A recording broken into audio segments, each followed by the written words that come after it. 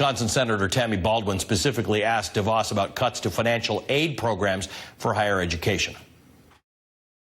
How do these truly draconian cuts in federal financial aid programs reflect anything other than an effort to push college further out of reach to more and more young people? The budget really seeks to make college and higher ed more options more flexible for students. Tried to make sense of that with some of my team. We really couldn't. For more, I want to bring in the senator herself, Tammy Baldwin of Wisconsin, who joins me. Senator, thanks for being with me. You took on three particular issues when it comes to funding for higher education. You talked about Perkins loans, you talked about the federal work-study program, and the supplemental education opportunity grant. What's the point you're trying to make to the secretary? You know, students are increasingly carrying incredible debt burdens just to get a higher education, whether that's 2 years at a technical college or 4 years at a university.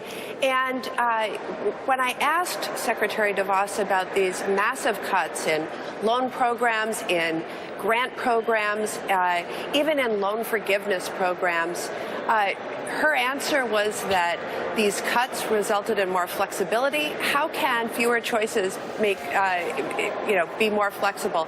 In any event, it's deeply disturbing to me because, people in Wisconsin, they just want to get ahead and they want to be able to secure the education they need for a good-paying job that supports a family. And this budget is devastating to that goal, and it appears to be totally without vision on the part of Trump and DeVos. Let's talk numbers. Cuts to the education budget that are going to affect the ability for students to get an education higher than high school. Now, Senator, during the campaign, there were all sorts of talks about free tuition, no tuition, and I always sort of take issue with these things because somebody pays for something somewhere. There's just nothing that's free. But you weren't even concentrating on that. You were concentrating on the grants and loans that students can get, either the Perkins loans or a work-study program, which is not a money giveaway, or the supplemental education opportunity grant. So you're just talking about an array of things that students should be able to tap into in order to get a higher education. Absolutely, and a number of the programs that I talked about are actually campus-based programs that allow campuses extra flexibility to help a student in dire need, maybe preventing them from dropping out. There's all sorts of reasons why all these decisions shouldn't be centralized in Washington, D.C., but ought to be on campus. You know, one of the ones that I didn't get a chance to talk as much about with the Secretary as I would have liked is one that I just feel is a broken promise, and that is loan forgiveness programs for people who pledge to work in public service for a long period of time.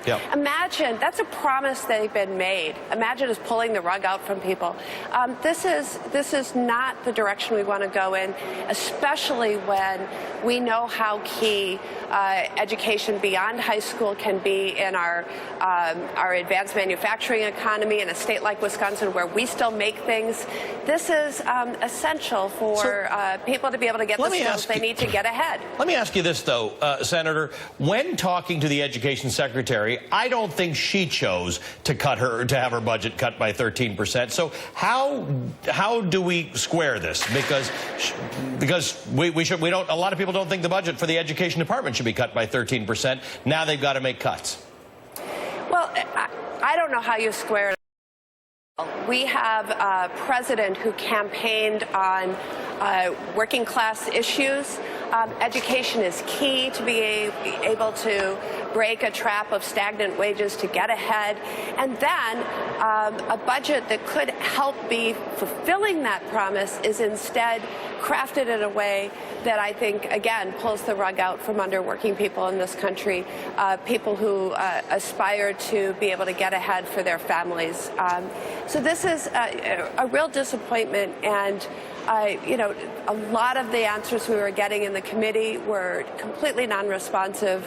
As you showed a clip earlier, there's no vision from this administration and certainly from this education secretary.